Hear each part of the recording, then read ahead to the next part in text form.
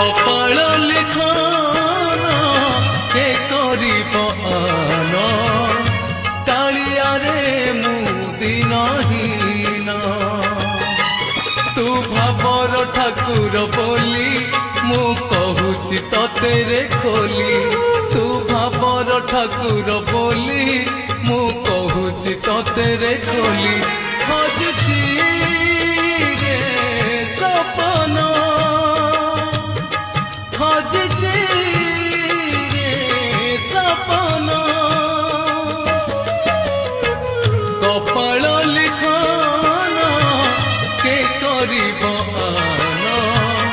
कालिया रे मुदिनहीन।